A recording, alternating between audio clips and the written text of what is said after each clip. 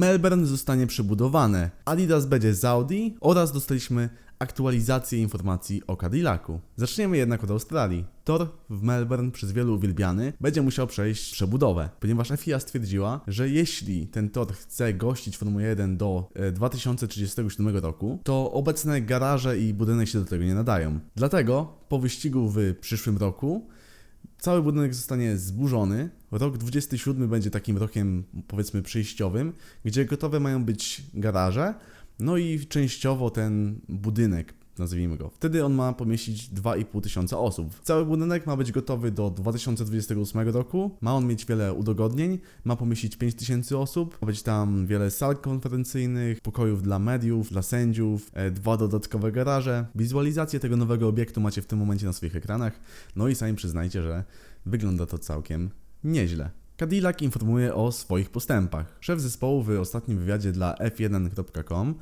zdał taki, można powiedzieć, raport z tego, co się dzieje w tym momencie w zespole. Niedawno otrzymaliśmy informację o tym, że 2 kierowców, Sergio Perez oraz Valtteri Bottas, przechodzą do Cadillaca, a także zawodnik, który do tej pory jeździł w IndyCar, Herta, również będzie kierowcą rezerwowym. Tym razem otrzymaliśmy jednak informację o podwoziu. Cadillac do tej pory budował prototypy po to, żeby upewnić, że faktycznie przejdą te testy homologacyjne, żeby faktycznie móc wystartować w Formule 1. Teraz szef zespołu powiedział, że montują już podwozia wyścigowe. Jednak zwracam tu uwagę na to, że jest to dość wcześnie, mają jeszcze kilka tygodni, w których mogliby dopracowywać swój projekt. Wydaje mi się, że dzieje się to dlatego, ponieważ możliwości produkcyjne Cadillaca mogą jeszcze nie być na tym poziomie, na jakim by pewnie chcieli.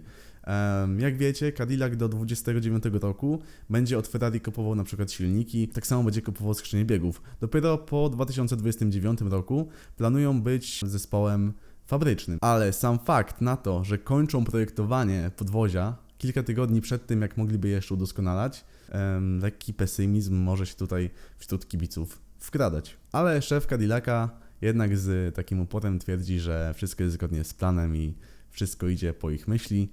Zobaczymy, przekonamy się w pierwszym wyścigu. Dajcie znać w komentarzu, jak wy myślicie, jak Cadillacowi faktycznie pójdzie w ich debiutanckim sezonie. 10 września Adidas i Audi ogłosili swoją współpracę.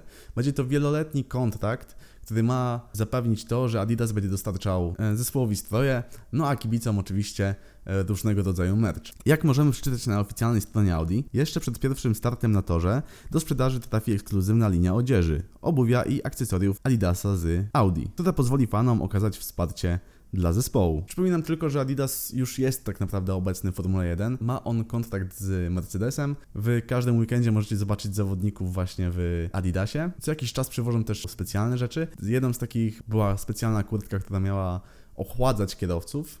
W jednym z F1 Flashy wspominałem już kiedyś o niej. Macie teraz przed sobą jej zdjęcie. Także Audi na pewno cieszy się, że podpisało kontrakt z marką, która już od jakiegoś czasu w Formule 1 jest. No i pewnie też Adidas już ma opracowane jakieś wzorce. Niestety, jeśli chodzi o jakieś rendery czy przewidywania, to jeszcze musimy na to pewnie trochę poczekać. Do sezonu jeszcze chwila, ale właśnie taki kontrakt został już ogłoszony. To już wszystkie informacje na dziś. Sprawdźcie ostatni materiał, gdzie omawiałem aferę z ostatniego wyścigu.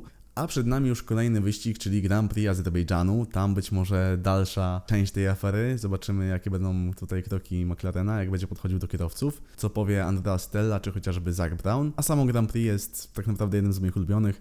Często jest tam dużo fajnego ścigania. Myślę, że czeka nas fajny wyścig.